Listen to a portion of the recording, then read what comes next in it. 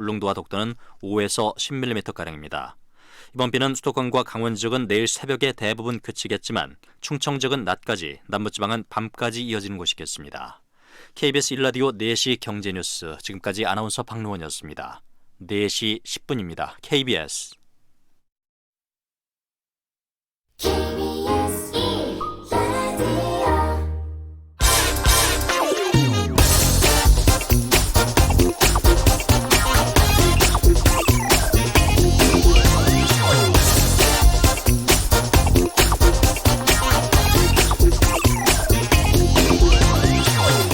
가장 기억에 남는 출입처는 경제부이다. IMF 외환위기 직후인 1999년부터 금융팀에 소속되어 김대중 정부에서 진행된 제2차 금융기업 공공노동 등 4대 부문의 구조조정 과정을 지켜보았다. 이 기간 경제부 생활은 개인적으로 엄청난 자산이 되었다. 다른 기자들이 경제부에서 10년을 지내도 경험하지 못하는 다양한 사건이 많았다. 몸은 힘들었지만 짧은 시간 내에 현대 자본주의 시스템에 대해 급속히 익힐 수 있는 계기가 되었다. 재벌이 외환 위기의 주범 가운데 하나로 찍혀서 구조조정 대상이 되었음에도 불구하고 재벌을 중심으로 한 경제 성장 논리는 건드리지 못할 금기였다. 대마 불사의 논리가 공공연히 관철되었다. 경제 관료들은 사실상 재벌의 테크노크라트였고 개혁을 내세운 정치인들은 경제 관료의 포로가 되었다. 제가 읽어드린 이 글은 오늘 별세한 MBC 이용마 기자의 글입니다. 고인의 명복을 빕니다.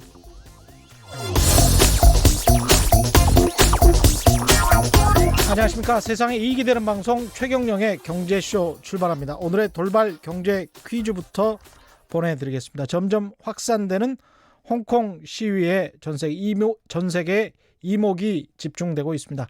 홍콩 시위가 촉발된 이유, 바로 이 홍콩 정부가 이것을 추진하면서부터입니다. 범죄인 인도 조약을 하지 않는 지역에서도 범죄인을 인도할 수 있도록 하는 이 법안, 정답을 아시는 분은 짧은 문자 50원, 긴 문자 100원에 정보 이용료가 부과되는 샵 9730번으로 문자 보내주시거나 무료인 콩과 마이케이로 보내주셔도 좋습니다.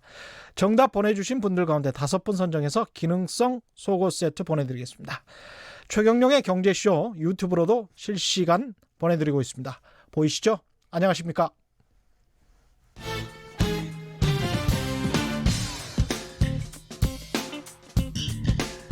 최경영의 경제쇼 수요 심화 토론. 대한민국 최고 전문가들과 경제 이슈에 대해 한 걸음 깊이 들어가 봅니다. 네, 중국 정부가 3년 10개월 만에 금리 인하 카드를 꺼내들었습니다. 인민은행이 오늘 고시한 1년 만기 대출 우대금리가 4.25%, 기존의 대출 금리보다 0.1%포인트 낮춘 것입니다. 중국 정부의 경기 부양 의지를 엿볼 수 있는데요. 중국의 2분기 경제 성장률이 27년 만에 최저치를 기록했다고 합니다. 6.2%인데요. 이게 심각해 보이지 않죠? 우리 입장에서는. 그런데 중국 입장에서는 굉장히 심각할 수도 있다고 합니다.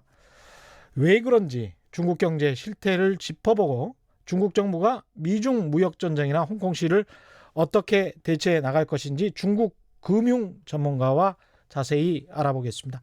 안유화 성균관대 중국대학원 교수 나오셨습니다. 안녕하세요. 예, 안녕하세요. 예, 안유화 교수님은 이 프로필이 굉장히 화려하십니다. 중국 연변대학교에서 경제학과 교수로 계셨었고 한국금융투자협회 중국자본시장 연구회 부회장, 그다음에 중국증권행정연구원 원장 등을 역임하셨죠. 중국에서 태어나서 중국에서 공부를 마치고, 그러니까 중국인이시잖아요. 네, 그렇죠? 중국 국적, 중국 교포입니다. 네. 그렇죠. 예. 그래서 한국에는 어떻게 오시게 된 겁니까? 2003년도에 그 고려대학교 재무론 박사 과정으로 왔고요. 예. 2008년부터 한국자본시장연구원에서 예. 국제금융연구위원으로 7년 재직 생활을 보냈고요. 예. 2016년부터 성균관대 중국대학원 금융교수로 지금까지 해오고 있습니다. 네. 이게 그 기본적으로 이제 미중 무역 전쟁을 바라보는 시각은 중국인의 입장에서 바라보시게 되겠네요. 그렇죠. 기본적으로는 중국인의 입장에서 많이 보고 있고요. 예. 근데 개인적으로는 한국에서 지금 16년 생활하고 있고 예. 또 미국에도 제가 짧게 있었지만 그렇죠. 미국에서도 또 한국하고 중국을 바라보다 보니까요.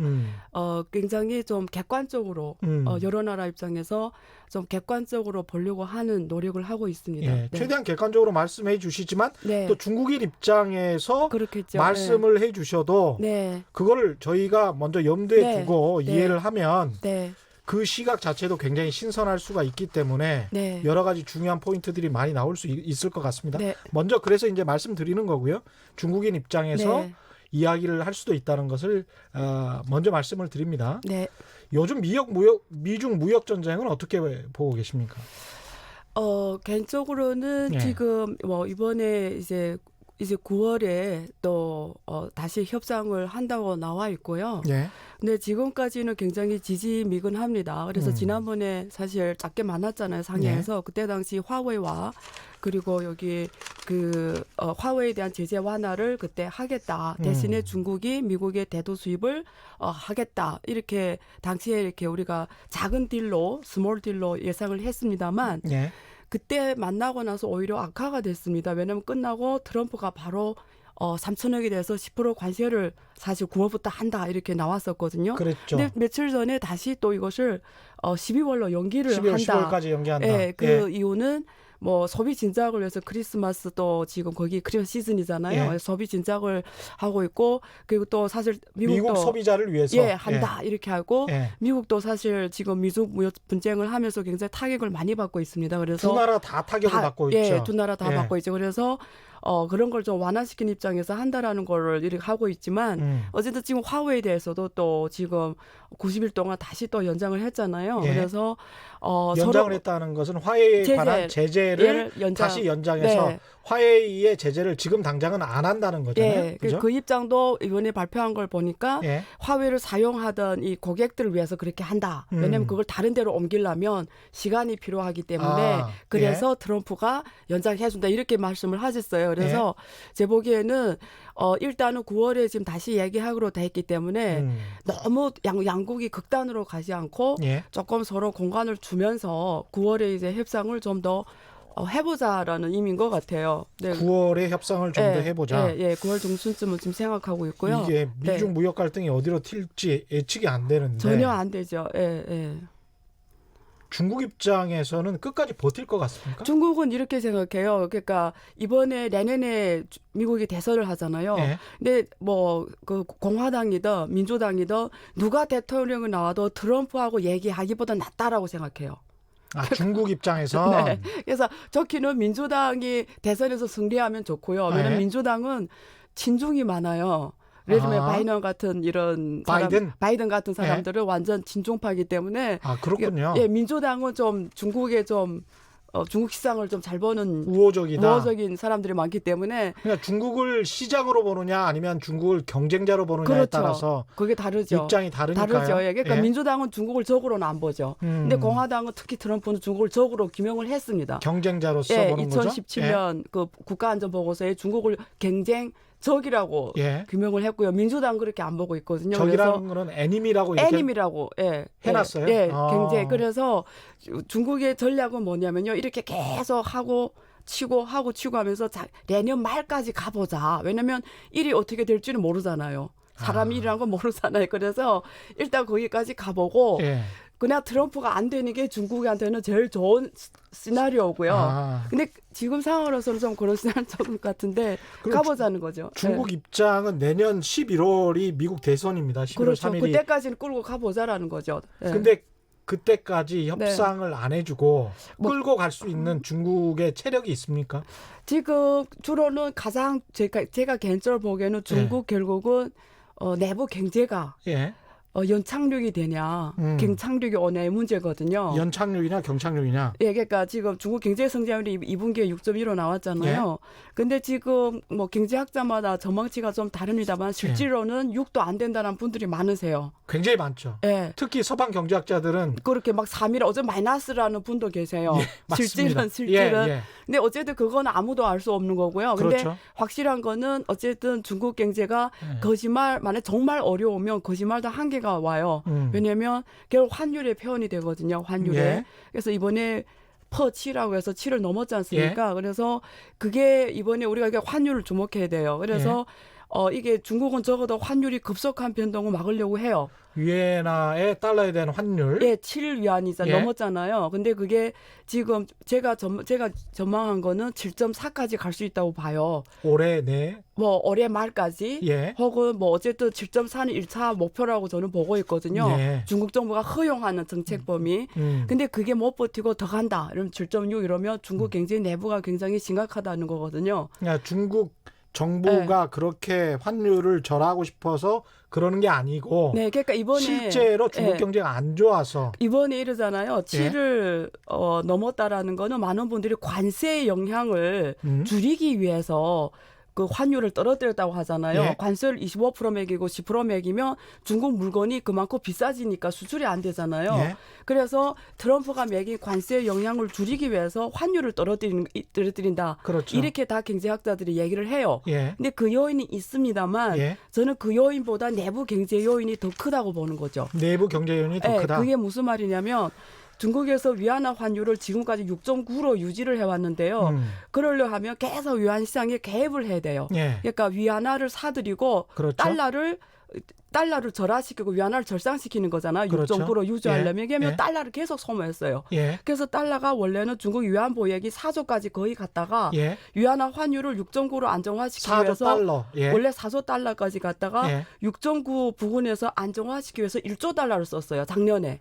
작년 한 해만 1조 달러. 네, 그래서 1,000조 원을 쓴 거네요. 네, 그 3조까지 내려왔다가 올해 상반기에 조금 수출이 좀 늘어나면서 지금 3조 한 1,000억 정도가 돼요. 외환보유액이 현재. 그래서 작년에 그 환율을 안정화시키느라고 대가가 너무 커요. 사실 이게 작년에 실수 중국에서 이렇게 하면 안 되는데 1조를 써버리는 바람에 지금 중국이 외환이 부족하게 됐습니다. 아니 3조 1,000억 달러면 많아 이게 보이잖아요. 뭐 3천 한 2, 300조 될 것 같은데. 많아 보이잖아요. 근데 많지 않고요. 왜냐하면 단기에 지금 해외 달러 부채가 2조 됩니다. 작년에 해외 달러 부채가 2조 달러. 이게 작년 말 2018년 말 기준으로 중국 통계국에서 발표한 숫자예요.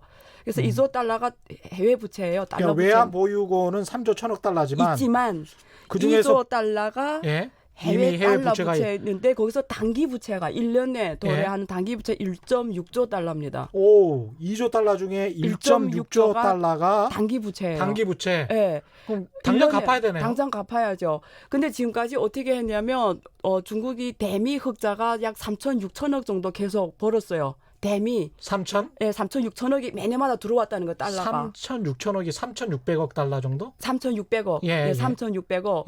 그래서 이게 단기 부채는 계속 흑자가 크니까 그때그때 돈이 들어온 걸 이렇게 단기 이자를 갚는 거잖아요. 단기. 그렇죠. 그게 가능했는데 지금 미국하고 무역 전쟁하면서 미국 수출이 줄어드는 거예요. 그러면서 무역 수지 흑자액이 쫙 줄어들기 시작하면서 맞습니다. 이제 그 돈이 외화가 안 들어오는 거예요, 지금. 그러면 이렇게 돈이 들어올 때는 이게 단기 부채가 많아도 상관없어요. 이자를 계속 물면 되거든요. 근데 이제 들어오는 돈이 적어지기 시작하면요. 이제 단기 이자 갚는 것부터 문제가 생겨요.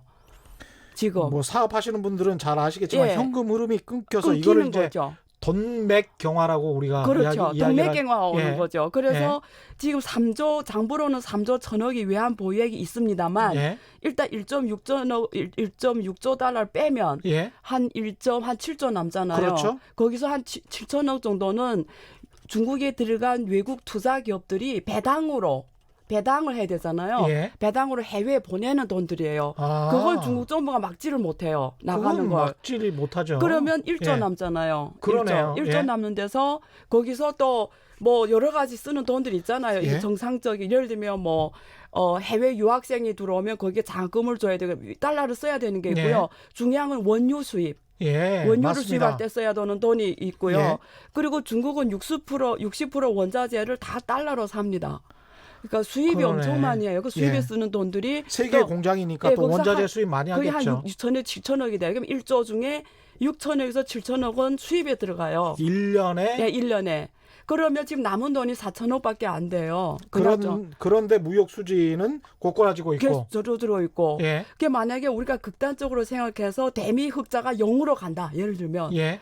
그러면 지금 그럼 돈이 안 들어오면 4천억 원에 1년에 다 써버리게 되는 거잖아요. 그러네요. 그러면 뭘로 되겠어요? 이게 뭐 환율을 지킬 수가 없는 게 되는 거예요.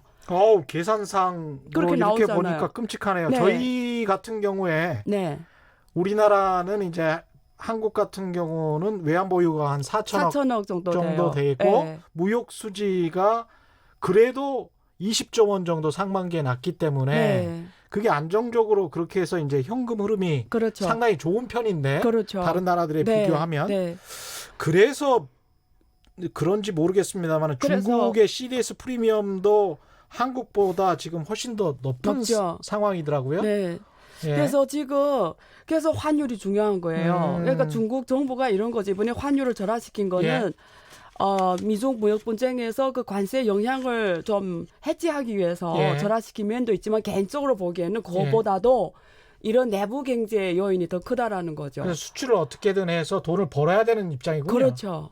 근데 지금 미국은 그걸 지금 차단시키겠다라는 거예요. 첫 번째. 두 번째는 뭐냐면 왜서 이번에 미중 협상이 잘 안 됐냐면 사실 중국에서는 중미 협상이라고 합니다. 근데 예. 이 방송을 듣는 청중들을 위해서 제가 미중이라고 미중, 예. 표현할게요. 그렇죠. 예. 네. 예. 그래서 중국의 입장에서는 사실 지난번에 그 일본의 오사카에서 시진핑 주석과 트럼프 대통령 만났잖아요. 예. 그때 대두를 수입하겠다 또 했어요. 예. 콩을 콩을 예. 하겠다 했어요. 그래서 원래는 중국을 하겠다면 하는 거거든요. 그게 네. 돌아가서 못한 거예요. 그래서 이 트럼프가 화난 거예요. 아. 그래서 10%를 때린 거예요. 예. 3천억에. 예. 왜 하겠다는 안 했냐. 근데 제가 생각해봐서는 시진핑 주석이 특징으로 보면 말 안 되는 하는 사람인데 예. 안 한 거 봐서는 예. 외환 보유액이 그렇게 여유가 없는 거예요. 그렇게 보시는군요. 예. 근데 제 생각에는 예. 제가 그래서 느낌이 온 거예요. 좀 제가 스스로는 이럴 정도는 아닌데 왜냐하면 중국 시진핑이 한번 해외 순방할 때마다 아프리카 가거나 유럽에 작년에도 프랑스에 가가지고 엄청 돈을 막 이렇게 부리고 왔거든요. 비행기를 막 얼마를 뭐 몇 달을 수입한다 마크롱 만나가지고 예. 그러니까 돈을 엄청 쓰고 오거든요. 예. 그래서 이렇게 쓰던 사람이 대두를 수입하겠다 해놓고는 안 하는 거 봐서는 지금 외환보유액이 문제가 있다. 그래서 제가 찾아봤더니 계산을 해봤더니 딱 나오더라고요. 답이. 그래서 저는 내부 경제 문제가 더 크다고 보는 거죠. 지금 현재로. 그럼 지금 말씀하시는 걸로 봐서는 중국 네. 경제가 경착륙할 우려도 있겠습니다. 저는 지금 그래서 지금 우리가 봐야 되는 몇 개 지표가 있어요. 예. 어떻게 보냐면 일단 환율 움직임을 계속 왜냐하면 중국 이민은행장 이강이라는 사람이 예. 사실 6.9를 오다가 7이라는 전 세계가 주목하잖아요. 중국이 예. 7위안을 1달러 7위안을 돌파하냐 안 하냐. 상징적인 숫자니까. 상징적인 숫자인데 예. 그것까지 놓으면서 7을 돌파한 거 봐서는요. 예. 정말로 저는 버티기 힘들어서 한 거라고 저는 보거든요. 그러니까 외환 보유고를 액을 쓸 수가 없는 거죠. 더 이제는. 이상 쓸 수가 없으니까. 예, 이제 갖고 있어야 되니까 예. 그냥 가격을 그냥 놓은 거죠. 그래서 지금 계속 환율을 우리가 주목해야 되는 거고요. 예. 그다음에 두 번째는 그 중국 경제가 지금 여러 지표가 안 좋게 나옵니다. 예. 지금 여기 나온 것처럼 중국의 우리가 수출 예. 그리고 여기 그 투자, 소비 이런 지표들을 보면 지금 7월달 산업 생산 같은 경우도 지금 작년 동기가면 4.8 증가하는 걸 지금밖에 안 돼 4.8밖에 안 되잖아요. 예. 이건 정말 낮은 수치거든요. 역대. 그래요? 예, 그래서 무슨 말이냐면 중국 경제를 우리가 볼 때 지금 GDP 증가 6.2 이런 건 의미가 크게 없어요. 뭘 봐야 되냐면요. 예. 중국 경제가 잘 돌아가냐 안 돌아가냐 우리 볼 수 있는 지표가 있는데요. 그게 예. 뭐냐면 첫째 M2 증가율을 봐야 돼요. M2 증가율. M2라는 예. 건 뭐냐면 M1은 현금이에요. 그렇죠. 플러스 뭘 합하면 M2가 되냐면요. 기업의 단기 저축이에요. 예. 단기 저축. 예. 근데 기업이 어떤 때 단기 저축하냐면요. 투자를 할 때. 투자를 하려면 돈을 했다가 단기 저축에 넣어서 그렇죠. 투자할 때마다 쓰잖아요. 예. 그러면 M2 중과율이 뭘 표현하냐면 기업들이 투자를 하냐 안 하냐를 표현을 해요. 그렇죠. 그렇기 때문에 M2 증가율이 급속하게 떨어진다라는 건요. 음. 기업이 투자를 안 한다라는 거거든요. 그러네요. 근데 예. 중국의 지금 M2 증가율을 보면요. 예. 올해 상반기까지 보면 작년 말부터 이미 제로에 가깝게 가고 있어요. 증가율이. 근데 지금까지 M2 증가율이 적어도 10% 넘었어요. 10%대였는데 계속 10%였어요. 이 과거에는 20%대였어요. 후에 10% 떨어졌다가 최근에는 0으로 가고 있어요. 그 말은 뭐냐면 기업들이 투자를 안 한다는 거예요. 꼼짝도 안 한다. 안 한다는 예. 거죠. 이거는 문제를 설명해요. 예. 그다음에 두 번째 지표는 뭘 투자할 돈이 없거나 없거나 아니면은 경제를 거시경제를 지금 경착륙이 온다는 우려 때문에 투자를 안 한다라는 그렇죠. 거죠. 기회를 노리고 있다. 둘 중에 하나죠. 예. 그리고 또 두 번째 지표는 소비 지표를 봐야 예. 되는데요. 소비 지표도 종합 지표를 보는 게 아니고요. 두 개 지표를 보면 됩니다. 예. 중국 사람들이 소비는 주로 두 가지 소비가 제일 많아요. 하나는 부동산. 예. 그러니까 부동산 매출 증가율 있잖아요. 예. 우리가 말하는 상가라든가 그리고 이런 주택 판매 증가율 이걸 하나를 보고요. 자동차 판매 증가율을 봐야 돼요. 그렇죠. 중국 사람 2대 소비예요. 예. 근데 자동차 판매 증가율하고 부동산 주택 판매 증가율이 다 지금 제로로 가고 있고요. 그 자동차는 마이너스로 갔어요. 판매 증가율이. 그렇군요. 그 말은 뭐냐면 이제 소비도 이제는 왜냐면 GDP를 끄는 3대 엔진이 예. 소비잖아요. 예, 그렇죠. 투자잖아요. 예. 수출이잖아요. 그렇죠. 수출은 지금 벌써 대미가 미중 분쟁 때문에 예. 타격받았죠. 예. 그다음에 소비가 타격받았죠. 그다음에 지금 투자 이걸 보면은 답이 나오죠. 지금 GDP가 중국의 내수 시장이 전체 GDP의 60 몇 프로 3분의 2 정도 되죠. 예, 조금 70% 안 되고요. 예. 그러니까 소비, 수출, 투자 예. 제가 말씀드린 지표로는 지금 다 거의 수출도 감소세고 예, 수출도 감소세고 투자도 감소세고 안 하려고 하고 있고 소비도 거의 뭐 줄고 타격 있다. 있고 예, 그래서 3대 성장 엔진이 뭘로 중국 경제가 그럼 지금까지 왔을까요? 그래서 찾아보면 중앙 정부에서 투자하는 인프라 투자예요. 예. 예, 중앙 정부에서 중국은 발개위라고 있어요. 발전개혁위원회. 예. 거기서 매년마다 연초면 올해 인프라 투자를 얼마 하겠다라는 게 나와요. 그러면 인프라 투자라는 게 지하철 투자, 예. 그다음에 고속도로 투자, 그렇죠. 뭐 이런 거죠. 예. 근데 후진토 주석 때는 예. 주로 중국 경제를 어떻게 연착륙했냐면요. 후진타오. 예. 예, 예. 고속도로 투자로 전국에 고속도로 깔아놨어요. 예. 그러면 지난번에 저도 제가 지금 중서부를 갔다 왔는데요. 네. 중국의 중서부 고속도로 달리면 차가 없어요. 근데 길은 쫙쫙 뻗어 있어요. 차가 없어요. 차가 없어요. 나만 달리고 있어요. 근데 시진핑이 딱 올라왔는데요. 인프라 예. 투자할 게 고속도로는 다 했단 말이에요. 예. 저 큰 나라를. 예. 그러면 할 게 뭐가 이게 봤더니 지하철이 중국은 북경 심천, 예. 선전 일선 도시 빼고는 지하철이 잘 안 돼 있어요. 예. 그래서 시진핑은 어떻게 중국 경제를 지금 연착륙시키냐면 전 일선 도시, 이선 도시에 지하철을 다 깔고 있어요 지금. 대도시, 중소도시까지 전부 네, 다. 다 예. 지하철. 그러니까 지금 지하철 투자가 계속 해온 거죠. 그걸로 만약에 한국처럼 작은 나라였으면 중국은 사실 경착륙이 일찍 왔죠. 김종문님, 홍선영님, 김미영님, 김태영님 많은 분들이 우려하고 계시네요. 저랑 똑같은 생각을 지금 하고 계시는 것 같은데요. 안유아 교수님 이야기 들으니 큰일 났네요. 중국발 경제 위기가 오는 건가요? 그 이야기 오늘 심층적으로 해봐야 될 것 같습니다. 네.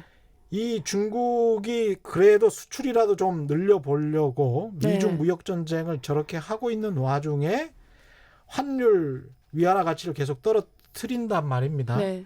이렇게 되면 어떻게 되는 겁니까? 중국 경제에 어떤 현상이 일어나는 겁니까? 일단 위안화를 계속 떨어뜨리게 되면요. 이게 예. 양날이 칼이에요. 예. 그러니까 장기로 봤을 때 중국은 원자재 수입에 의존하는 그러니까 자원 부족 국가예요. 예. 다 수입에 의거합니다. 그러다 보니까 수입할 때 위안화 가치가 떨어지면 예. 수입이 타격받잖아요. 그렇죠. 그러니까 그러면 수입이 줄어들게 돼 있어요. 수입이 줄어들게 되면 생산을 하기가 힘들어지는 거잖아요. 원료부터 너무 비싸지면 타격받잖아요. 네. 그래서 1차적으로는 생산에 타격받게 되고요. 근데 지금 중요한 거는 지금 인프라 투자를 하면서 경제를 연창시키고 왔는데요. 예. 그게 지금 왜 제가 앞으로는 이게 계속 가기 힘들다고 생각하냐면 투자가 주로 인프라 투자로 왔어요. 아까 네. 3대 성장인지 중에서 투자는 이제 투자로 성장해 온 건데요. 그렇죠. 근데 그게 중앙정부가 지금까지는 재정 여력이 있었습니다. 근데 제가 이제 오기 전에 제가 올해 지표를 찾아봤는데요. 1월부터 7월까지 올해 그 재정 수입을 제가 찾아봤어요. 예. 그러니까 나라가 망할 때 언제 망하냐면요. 중앙 재정이 문제가 생기면 나라가 망해요. 왜냐면 나라가 망한다라는 표현까지 나오셨습니다. 파산하는 거는 예. 그러니까 중앙구 러시아도 그때 예. 파산했고요. 근데 왜 중국은 어떻게 재정이 돼 있냐면요. 31개 지방 정부가 있습니다. 예. 그러면 지방 정부 수입이 있고요. 그다음에 중앙 정부 수입이 있는데요. 지방 정부 수입은 뭘로 들어가냐면 부동산 매출이 들어가요. 부동산세가 예. 지방 수입으로 들어가요. 예. 근데 기업들이 하는 이런 수입세는 중앙 정부에 들어가요. 예. 중앙 정부에서 세금을 한 70% 다 갖고 가요. 예. 그다음에 중앙 정부에서 그 세금을 다 받아들인 다음에 31개 성시에서 좀 못 사는 지방 정부에 예. 우리가 쫙이支付라고 해서 세금으로 이렇게 잘 사는 데서 받은 교부금. 세금을 예. 교부금으로 나눠줘요. 예. 그래서 예. 못 사는 성씨도 따라오게 예. 하거든요. 한자도 똑같습니다. 예. 아, 그래요? 예. 그런데 지금 무슨 일이 발생했냐면 작년에 중앙 정부 재정 적자가 예. 2.5조 예. 위안, 예. 2.5조 위안 곱하기 170만 원화가 나와요. 예. 그러니까 한 50조 원화 정도가 재정 적자예요. 예. 작년에 2.5조. 예. 근데 지방 정부에 이렇게 좌일주프 이제 교부해 예. 주는 게 7조 위안이에요. 예. 근데 올해 제가 찾아봤더니 올해 재정 수입이 지금 한 10조 위안이 돼요. 예. 근데 올해 재정 수입이 지금 12조 위안이 돼요. 지금 예. 계산하면 12조 위안이 재정 수입에 올해 지방 정부에 교부해야 되는 돈이 10조예요. 아우.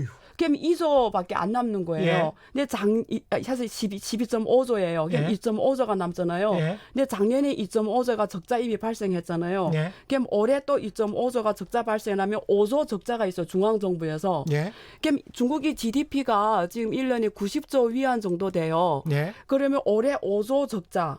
내년에 더 줄어들어요. 지금 감세 네. 정책을 하고 있거든요. 그럼 내년에 지금 5조 적자, 내년에 또 한 5조 되면 10조 가게 되면 중앙정부에서 돈이 없으면 이제는 인프라 투자도 못 하는 거예요. 이런 인프라 투자. 그렇죠. 그러면 굴러가는 이 마차가 없게 되는 거죠. 그러니까 그래. 수입은 줄어들고 있는데 네. 감세 정책은 또 왜냐하면 그렇죠. 소비 진작을 지켜야 되니까. 지켜야 되니까 감세를 하니까 재정 수입이 줄어들고. 그렇죠. 근데 지금 지방 정부에서 돈을 벌어야 되는데 31개 성시 가운데서 놀라운 일이 있는데요. 예. 31개 지방 성시인데 상내 빼고 예. 나머지 30개는 다 적자예요. 큰일 났네요. 상해만 예. 제가 이제 딱 제가 지금 그 자료를 갖고 왔는데요. 예. 상해만 흑자예요. 무슨 말이냐면 상해에서 번 돈으로 예. 30개 지방 성시를 지금 먹게 살다 보니까요. 예. 1년에 지금 적자가 올해는 지금 벌써 아까 올해까지 한 5조 위안 적자가 생겼잖아요. 중앙정부에서. 내년에는 더 재정 수입이 줄어들 거예요. 그러면 만약에 10조 넘어간다. 재정 적자가 그냥 네. 90조 GDP에서 10조부터 넘어가면 이제는 이게 몇 년 못 가거든요. 예. 근데 일단 재정 수입 하나로 봐도 지금 이 상황이에요. 지금. 근데 만약에 수출이 더 어려워진다. 미중 무역 분쟁 예. 때문에 이러면 사실 미국하고 관계가 잘 돼야 1년에 3,600억씩 흑자가 발생하며 예. 거기에 따라 중국의 돈이 또 그만큼 풀려져요. 그러니까 어쨌든 미국하고 문제를 잘 풀어야 돼요. 중국 정부는 지금. 아니 이런 상황이라면 네. 미국에 그냥 적당히 네. 체면 차리는 선에서 그렇죠. 무릎 꿇을 것 같은데. 그래서 우리끼리 하는 얘기지만 예. 만약에 정말 중국 국민의 이런 그러니까 우리말은 잘 사는 사람들 말고 일반 좀 국민들을 생각하면 지금쯤에서 타협을 하는 게 사실 국민들이 생활에는 더 좀 연착륙 하기는 편해요. 근데 지금 계속 강하게 가잖아요. 예. 그러면 강하게 가는 이유는 뭡니까? 제가 어떤 말을 말하기 좀 불편한 상황인데요. 예. 미국이 요구하는 게 아주 쉽게 제가 표현하면 중국 공산당에 목을 내놓는 거거든요. 세 가지를 요구해요. 미국이. 예. 투명, 예. 신뢰. 예. 그러니까 투명하고 신뢰 있고 투명 신뢰 하나 더 있는데 예. 제가 좀 이따 생각나 말씀드릴게요. 예. 근데 여기서 앞에 투명하다라는 게 뭐냐면 예. 인터넷을 개방해라는 거예요. 인터넷을 개방하라. 근데 중국 정부가 공산당이 정권을 안정하게 유지하는 이유 중에 하나가 언론 통제예요. 그러네요. 예. 근데 언론 중에 하나가 제일 중요한 게 인터넷이에요. 인터넷이죠. 근데 트럼프가 인터넷을 개방해라는 거예요. 근데 왜 인터넷을 개방하려 하는지 아세요? 전 세계에서 구글이 있잖아요. 예. 빅데이터로 어느 나라나 다 알아요. 한국 사람 무슨 생각하는지 구글 하나로 다 알아요. 왜냐면 구글은 빅데이터가 강하거든요. 그렇죠. 그러면 예를 들면 구글에서 다음에 한국 대통령이 누군지를 빅데이터로 다 알 수가 있어요. 근데 구글이 예. 그럴 모르는 가능성이 높죠. 네, 근데 예. 구글이 모르는 나라가 중국이에요. 왜냐면 구글이 중국은 못 들어갔거든요. 맞습니다. 그러니까 중국 사람 예. 무슨 생각하는지 아무도 몰라요. 근데 하지만 중국 정부는 데이터를 가지고 있죠. 예, 그러니까 구글 인터넷을 개방해야 빅데이터로 중국 사람들이 뭘 하고 중국을 잘 알 수가 있는데 인터넷을 개방 안 하는 게 중국이 너무 블랙박스인 거예요. 트럼프 입장에서. 두 번째, 트럼프는 예. 비즈니스맨이에요. 예. 중국에서 제일 돈 버는 게 인터넷이에요. 예. 알리바바, 텐센트, 그렇습니다. 바이두, 글로벌 기업이잖아요. 예. 그러니까 이 막대한 시장을 트럼프는 침을 안 흘릴 수가 없거든요. 인터넷 상거래를 노린다. 당연하죠. 예. 여기서는 미국이 절대 이길 수가 없어. 중국의 모바일 인터넷 쇼핑 인구가 8억 명, 9억 명이에요. 민주주의의 칼을 들고 네, 당근은 우리는 인터넷 상거래를 먹겠다. 그렇죠. 또 예. 금융시장 개방도 요구하고 있지 않습니까? 예, 김유시장 다 개방했어요. 이번에 예. 그거는 양도했어요. 시진핑 이미. 작년에 보아 포럼에서 예. 중국 자본시장을 2021년까지 다 개방했다. 2021년까지. 그러다가 트럼프가 무슨 소리냐 예. 또 이렇게 압력을 줘서 그래서 최근에 며칠 전에 금융시장 개방 11개 조치라고 해서 또 고쳤어요. 그래서 2020년까지 내년까지 증권, 은행, 보험 다 개방하는 걸로 했어요. 점점 중국이 물러서고 있군요. 했어요. 실제 다. 예. 근데 지금 안 한 게 그거라니까요. 인터넷 시장 개방이에요. 그거는 아. 못하겠다라는 거예요. 그건 못하겠다. 왜 못하는지 아세요? 그거 개방하면 중국 공산당들이 언론을 통제해서 지금까지 안정적으로 나라를 유지해 왔는데요. 네. 만약에 그게 개방이 되면 집권 자체가 불가능해질 수도 있다. 집권 안정화의 가장 큰 언론이 개방되면 어떻게 중국 지금 관료들이 어떻게 목이 날아나는지 아세요? 어떻게? 예. 시계를 공무원 월급이 얼마 안 돼요. 예. 근데 시계를 비싼 거 찼어요. 근데 누가 사진을 딱 찍어서 인터넷에 딱 올렸어요. 어떻게 공무원으로 이런 시계를 차냐? 그 관료가 바로 이튿날에 그냥 물러나게 돼요. 그게 인터넷이 힘이에요. 그래서 그렇군요. 투명한 거 요구한다는 거죠. 두 번째는 정신이라고 해서 신뢰를 요구하는 거예요. 예. 그게 뭐냐면 야 말한 대로 WTO에 가입할 때 너네 지재권도 보호하고 예. 이런 걸 다 답했잖아. 예. 근데 너네는 가입할 때는 가겠다 놓고 실제는 이행을 안 하잖아. 예. 그래서 이번에도 지재권 보호하고 법을 만들겠다 해놓고 예. 이행을 안 하면 예. 우리는 어떻게 네 말 믿냐. 예. 그래서 트럼프가 법을 만들어라. 어떻게 외국 기업의 지재권을 보호하겠다고. 그래서 법을 만들었잖아 이번에. 예. 외상투자보호법이라고 만들었어요. 예. 근데 그 법을 봤더니 표현들이 너무 애매모호한 거예요. 그래서 트럼프가 요구하는 게 자세하게 미국식으로 구체적으로 해라. 예. 근데 중국에서 말하는 거는 그게 너네 주권을 침범하는 거다. 이래라 저래라 하는 거는 우리는 이렇게 한다.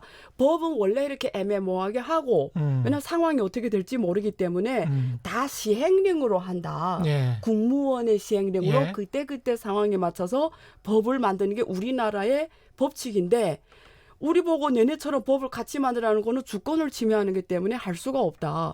그럼 트럼프가 뭘 믿고 하냐. 그게 정신이라는 거 신뢰. 말한 대로 해라. 이런 거. 예. 예. 이 상황이면 네. 중국이 만약에 이제 그렇게 해서 지금 미중 무역 협상을 통해서 최종적으로 무릎을 꿇든 아니면 자체적인 어떤 힘이 없어서 네. 경제가 안 좋아져서 금융 위기가 오든지 간에 둘 다 이제 금융 위기가 올 수도 있다라는 그런 말씀으로 지금 말씀을 하시는 것 같은데 그래서 맞습니까? 저는 이렇게 예. 생각해요. 만약에 시진핑 주석이 계속 이렇게 하면 예. 이 오는 타격을 누가 받아야 되냐면 중국 일반 국민들이 받아야 돼. 어떻게 받냐면 이런 거죠. 예. 말 그대로 환율이 버티지 못해서 예. 퍼봐 8로 넘어갔다. 예. 예를 들면 뭐 90 갔다. 예. 이렇고 지금 중앙 재정이 적자가 나서 어선 지탱이 어렵잖아요. 예. 그러면 중앙 정부에서 어떻게 할 것 같아요? 그냥 돈을 찍는 수밖에 없어요. 비행기로 돈을 뿌리는 거죠. 예. 아니면- 미국이나 일본과 비슷한 정책을 취할 수밖에 그렇죠. 없다. 그러면 뭘로 표현될까요? 물가로 예. 표현되죠. 예. 중국에서 제가 계산을 해봤더니 중국의 통화 승수가 5배수예요. 예. 그게 뭐 아까 5조 위안이잖아요. 예. 5조 위안 적자잖아요. 예. 그걸 중국에서 돈 뿌려서 해지하려면 음. 5배수라고 할 때 25조가 돈을 뿌려줘야 돼요. 예. 25조를 뿌리는 거예요. 예. 그럼 중국 GDP가 90조잖아요. 25조 돈이 그냥 생겨요. 그럼 물가가 얼마 올라갈 것 같아요? 바로 계산이 나오잖아요. 90조 물건은 더 생산이 안 되는데 돈만 25조가 더 생기는 거예요. 그럼 그 물가가 인플레이션 생기는 거죠. 그게 무슨 말이죠? 우리 일반 국민이 호주머니에서 그냥 부를 뺏어가는 거죠. 그렇죠. 대가는 일반 국민들이 다 지는 거죠. 오늘 질문 드릴 사안들이 많아서 네. 퀴즈는 한 번 더 못 보내드릴 것 같습니다. 제가 몇 가지 더 질문해야 될 것 같은데요. 네. 이렇게 되면 세계 경제에는 어떤 영향을 미칠까요? 일단은 예. 1차적으로 중국이 지금까지요, 이런 역할을 한 거죠. 글로벌 밸류 체인에서 중국은 최종재를 미국하고 유럽에 수출했어요. 예. 중국 수출 시장의 3분의 1은 미국이고요. 3분의 1은 유럽입니다. 예. 근데 지금 미국하고 유럽이 다 경제가 어려워요. 예. 지금. 예. 그러니까 수출이 타격받았단 말이에요. 근데 중국은 최종재 수출하고 부품은 누가 수출하냐면 일본, 대만, 한국이에요. 그렇죠. 이렇게. 예. 그러면 중국이 어려워진다는 거는 중국의 중간재 수출하는 한국, 일본, 대만이 같이 어려워지는 거죠. 그렇죠. 예. 예. 그러니까 밸류 체인이 이렇게 됐죠. 음. 그다음에 원자재 누가 공급했냐면 일단 석유는 두바이나 그렇죠. 저거 이란이나 예. 저런 중동 국가가 석유를 수출했잖아요. 그다음에 호주 예. 뭐 이런 국가 캐나다 이런 데는 다른 원자재를 수출했어요. 그렇습니다. 그럼 중국 생산이 타격받으면 원자재 수출 그리고 그거는 위안화가 싸지면서 수출이 원자재 수출도 어려워질 거고 그러네요. 한국은 일본, 대만은 중간재 수출도 어려워질 거고 예. 최종재 타격받으면 다 같이 영향받죠. 그럼 전 세계 GDP가 다 같이 떨어지면서 저는 내년 후년에 전 글로벌 GDP가 지금 한 3% 가는데 예. 2% 간다고 저는 생각하죠. 내년인가요? 내후년인가요? 빠르면 내년이고요. 예. 중국이 어느 만큼 버티냐의 문제예요, 지금. 제가 그래 지금 논문 쓰면 자세하게 데이터로 분석하려고 하고 있고요. 예. 빠르면 내년이고요. 늦어도 후년이죠. 중국이 금융위기가 오면 네. 한국에도 바로 경제 위기가 일단 원화입니다. 원화가 어느 만큼 예. 버티냐의 문제. 원화 환율이고요. 한국은 이래요. 한국은 외환위기 때 교훈이 있기 때문에 저도 지금 한국의 중앙정부 일을 많이, 기재부 일을 많이 하고 있고, 예. 제가 그러다 보니까 잘 아는데요. 내부 사정을. 한국은 외환위기 때 경험이 있어서 외환보유를 많이 지금 갖고 있어요. 그게 한 그렇죠. 4천억 달러잖아요. 한 4천억이면 환율 안정화에 지금은 돼요. 예. 지금은. 예. 근데 만약에 정말 중국이 경제 위기가 와서 예. 위안화가 그러니까 8 넘다. 예. 굴러가며 원화가 만약에 1,200을 돌파해서 1,500 간다면 지금 외환이 부족할 수도 있어요. 얼마나 오랫동안 중국의 경제 위기가 지속될 것인가 그것도 관건이 되겠습니다. 정말 중요하죠. 예. 사실 한국은 지금 한국 정부는 미국, 유럽보다 중국에 대해서 정말 디테일하게 분석해야 돼요. 그러니까 중국 통계국에 나온 데이터 보는 게 죄송합니다. 예. 중요한 게 아니고요. 실제 정말 중국 지방 정부와 경제가 어떻게 가는지를 정확하게 데이터를 갖고 있어야 돼요. 예. 그 영화 있잖아요. 영화 예. 혹시 빅샤트라는 영화 보셨는지 모르는데 예. 2번 봤습니다. 예, 그거 재밌잖아요. 예. 거기에서 아주 재밌는 시나리오가 나와요. 예. 어떻게 공매도를 어떻게 쳤냐면 이 주인공들이 예. 그 봉을 잡고 춤추는 그 여자분이 맞습니다. 예. 부동산을 7개 갖고 있는 걸 보고 이거는 미국 남부에 가서 남부에 가서 플로리다에 가서 다 조사를 해보죠. 해보잖아요. 주택담보대출을 네. 어떤 사람들이 받았는가. 그렇죠. 그런데 일종의 이제 쇼걸들이 그렇죠. 받은 거죠. 근데 7개나 갖고 있는 걸 예. 보고 야 이거는 말이 안 된다. 말이 안 돼 와서 바로 숏을 치잖아요. 예. 그러니까 악마는 디테일에 있는 거예요. 그러니까 금융과 실제 네. 경제, 실물 경제가 일치하면서 비슷하게 가야 되는데 그렇죠. 금융만 굉장히 부풀러진 상태고 그렇죠. 실물 경제는 거기에 따라가지 못했다. 그렇죠. 그게 지금 중국 경제다 이렇게 그렇죠. 말씀하시는 거네요. 그래서 당시에 미국에 있는 모든 전문가들, 그 연준의 은행장 다 미국 경제는 문제 없다 했어요. 당시에. 예. 지금도 중국이 그래요. 그 중국 이미 은행장 이가 이런 사람들이 중국 경제 아주 잘 가고 있다. 예. 결국 많은 그 글로벌 IB들도 뭐 안 좋게 보지만 그 정도는 아니다. 이렇지만 아무도 몰라요. 오히려 지금 네. 아까 이제 증권이나 보험이나 은행 네. 쪽을 2020년에 개방을 한다라고 했지 않습니까? 네. 근데 왜 개방하는지 아세요? 예. 아까 말한 것처럼 외환보유 얘기 안 들어, 외환 안 그렇죠. 들어오잖아요. 그런데 이제 저희 우리나라 입장에서는 네. 오히려 저희가 이제 우리나라가 IMF 때 당했던 것처럼 그렇죠. 오히려 중국 시장에서 금융시장에서 큰 기회가 오는 게 아닌가 그런 생각도 듭니다. 왜냐하면 2020년에 맞습니다. 네. 굉장히 경제적으로 중국이 안 좋아지고 그리고 증권이나 은행이나 보험을 개방을 한다면 중국을 시장으로 접근할 수도 있는 거 아닙니까? 그렇죠. 저는 기다리고 있죠. 저는 그래서 현금을 딱 갖고 기다리고 있습니다. 왜냐하면 중국의 상장 기업이 한 3,200개 넘는데요. 네. 그중에 20개는 정말 좋은 기업들이 있어요. 근데 주가가 이미 지금 뭐 많아서 반토막 아니면 30% 지금 떨어지고 있는데요. 최고점에서 네, 최고점에서. 그래서 그게 만약에 우리가 뭐 50% 더 이상 떨어진다 이러면 예. 계속 매수를 해놔야죠. 예. 왜냐면 얘네는 다 시장 1위 기업들이에요. 중국이 다 죽어도 얘네는 안 죽을 거예요. 시장 1위 기업들을 네. 눈여겨 볼 필요가 있다. 있죠. 예. 근데 지금 현금을 딱 갖고 있어야죠. 지금은 현금을 가지고 있어야 된다. 네, 왜 그러냐면요. 만약에 위안화가 더 절하가 되면 과거보다 더 싸게 중국 위안화 자산을 쌀 수가 있는 거잖아요. 예. 그러니까 지금부터 저점에 들어갈 말 그대로 100년에 한 번 올까 말까한 기회가 오는 거죠. 지금 저 안 교수님은 2020년이나 2021년에 네. 중국에서 네, 경제 위기가 올 수 있다 이런 네. 말씀을 하고 계시고요. 네, 스노우맨님 교수님 엄청난 강의입니다. 이해 100% 너무 쉽게 설명해 주시네요. 감사 이런 말씀하셨고요. DH님 8824님 김병철님 오늘 방송 진짜 유익하네요. 그런데 중국이 저 지경이면 우리나라가 정말 걱정이네요. 그런 이야기를 지금 계속하고 있습니다. 8151님 5998님 교수님 분석을 잘하시네요. 말투가 강릉말씨 비슷하다 이렇게 말씀하셨고요. 권영도님 명쾌한 분석이네요. 이렇게 말씀하셨습니다. 어제 그제인가요? 그 김학균 신영증권 리서치센터장이 우리 프로에 나왔습니다. 네. 최경련 경제쇼에 나와서 중국 경제가 좀비처럼 버틸 가능성이 있다라고 그분은 이야기를 하셨습니다. 미중 무역 전쟁과 관련해서 시나리오를 어떻게 보십니까? 저는 결국은 이런 거예요. 네.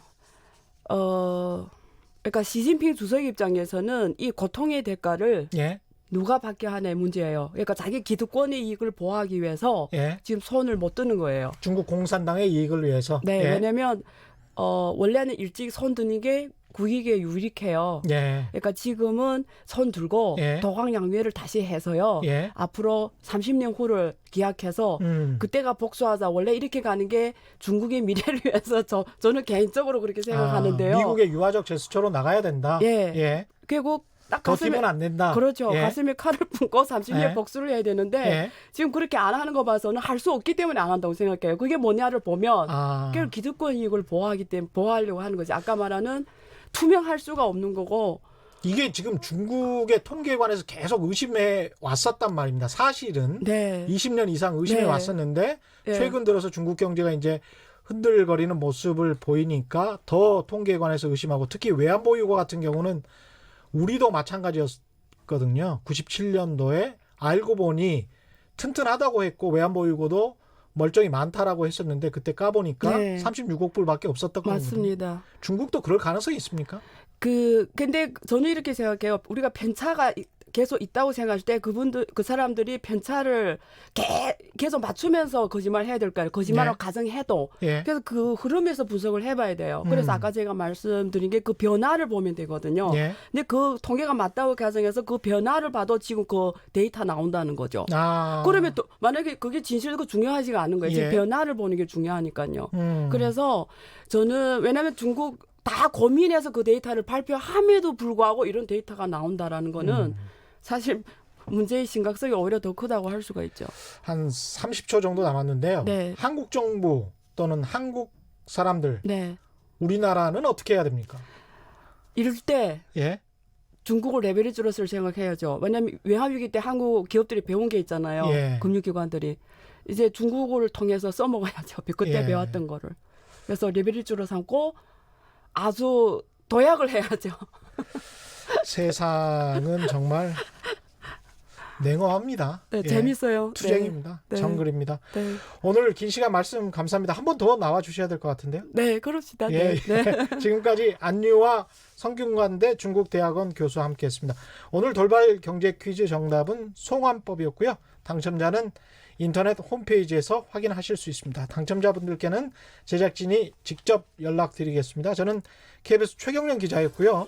내일 4시 10분에 다시 찾아뵙겠습니다. 지금까지 세상에 이익이 되는 방송 최경령의 경제쇼였습니다. 고맙습니다.